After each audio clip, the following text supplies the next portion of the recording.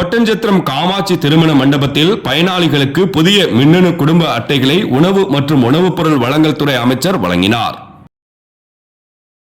திங்கட்கிழமை மாலை 5 மணி அளவில் கிடைத்த தகவலின்படி உணவு மற்றும் உணவுப் பொருள் வழங்கல் துறை அமைச்சர் சக்கரபாணி மாவட்ட ஆட்சித்தலைவர் பூங்கொடி தலைமையில் ஒட்டன்சத்திரம் காமாட்சி திருமண மண்டபத்தில் பயனாளிகளுக்கு புதிய மின்னணு குடும்ப அட்டைகளை வழங்கினார்.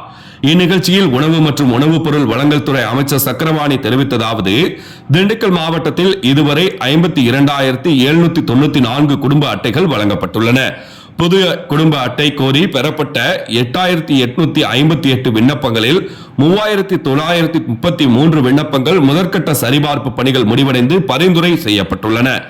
ஒட்டன்சத்திரம் சட்டமன்ற தொகுதியில் மட்டும் இதுவரை 7,704 குடும்ப அட்டைகள் வழங்கப்பட்டுள்ளன. புதிய குடும்ப அட்டை கோரி பெறப்பட்ட 1039 விண்ணப்பங்களில் 857 விண்ணப்பங்கள் முதற்கட்ட சரிபார்ப்பு பணிகள் முடிவடைந்து பரிந்துரை செய்யப்பட்டுள்ளன. ஒட்டன்சத்திரம் வட்டத்தில் புதிய குடும்ப அட்டை கோரி பெறப்பட்ட 689 விண்ணப்பங்களில் 502 விண்ணப்பங்களை முதற்கட்ட சரிபார்ப்பு பணிகள் முடிவடைந்து பரிந்துரை செய்யப்பட்டுள்ளன. சரிபார்ப்பு பணி முடிவடைந்தவர்களுக்கு புதிய குடும்ப அட்டைகள் விரைவில் வழங்கப்பட உள்ளது என தெரிவித்தார். இந்நிகழ்ச்சியில் பழனி வருவாய் கோட்டாட்சியர் சரவணன், ஒட்டன்சத்திரம் ஊராட்சி ஒன்றிய குழு தலைவர் ஐயம்மாள், ஒட்டன்சத்திரம் நகர்மன்ற துணைத் தலைவர் வெள்ளைச்சாமி, வாடிப்பட்டி ஊராட்சி மன்ற தலைவர் ஜோதீஸ்வரன், அரசு துறை அலுவலர்கள், உள்ளாட்சி அமைப்பு பிரதிநிதிகள் உட்பட பலர் கலந்து கொண்டனர்.